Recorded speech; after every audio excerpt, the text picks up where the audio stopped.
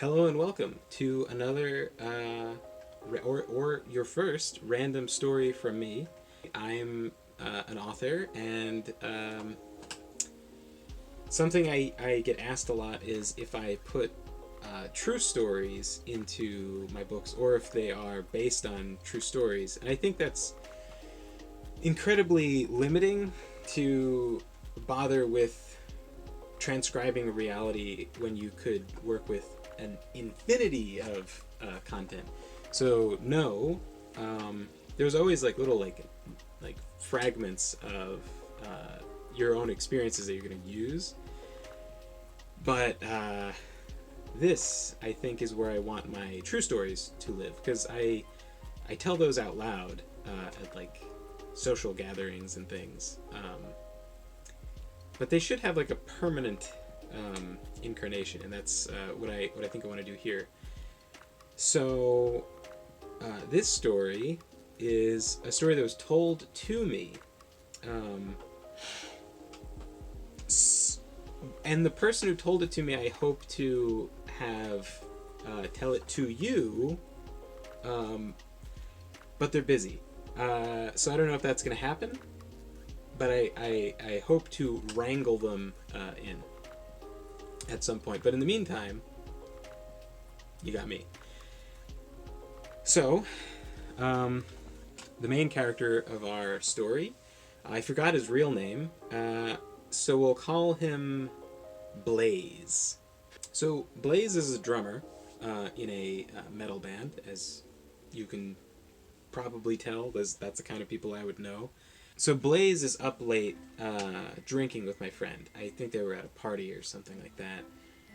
And he was like, "Listen, kid, what are your greatest regrets in life?" And my friend's like, "Oh, I shouldn't have dated my ex. I shouldn't have dated her for so long." Something like that. And he's right, yeah. That's correct. And then Blaze is like, "Man, my greatest regret in life, well, there's two. One is doing meth." It's like immediately like 0 to 60, and then he goes 60 to 120. He's like, "And my other greatest regret is this story." So I guess it's a bit of a spoiler if you know about working out and stuff. But if you don't, come along for the ride with everyone else. His greatest regret was trying to preacher curl, or not trying, I think he said preacher curling 285. Now, a preacher curl is like this exercise where I don't know if I'll be able to show you, but like you go over something and put it up against this, and then you curl just using your bicep. And it's like the exercise that helps you get the bulge at the edge of your bicep to make your whole bicep look bigger. So you want to do them if you want big biceps.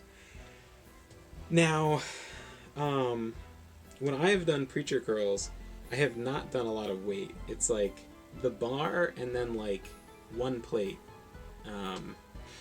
So I don't know, like whatever the bar is, and then like another like 40 pounds with both my arms.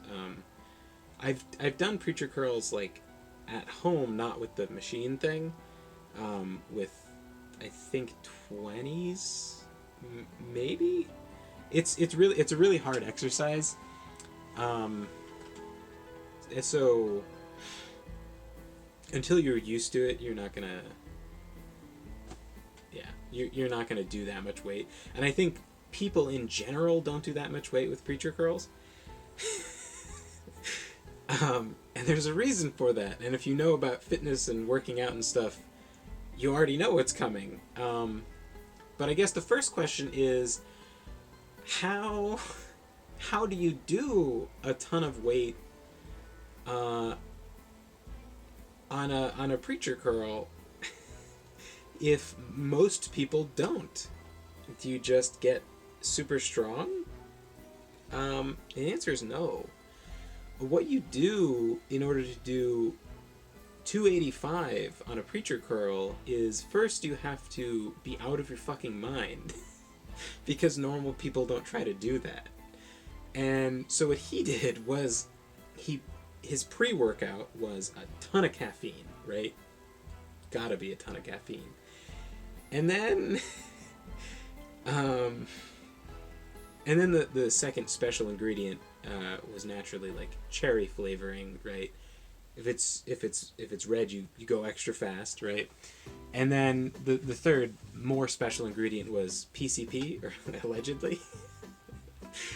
And then he just sat down at the thing and snapped it like a rubber band. He just detached his whole bicep from his elbow on one side and just... And that is why it is one of the greatest regrets in his life. One of two. Apparently it really set him back in his gains. The reason it's relevant that he's a drummer is because if you know kind of like metal drummers, they all have to have big biceps, even though like the drumming is all with their like forearm.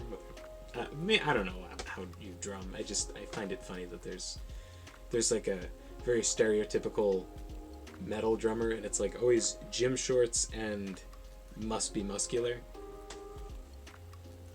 Also usually like bald. Also sweating. Always sweating. Just always hot. Anyway, thanks for listening. Catch you guys next time.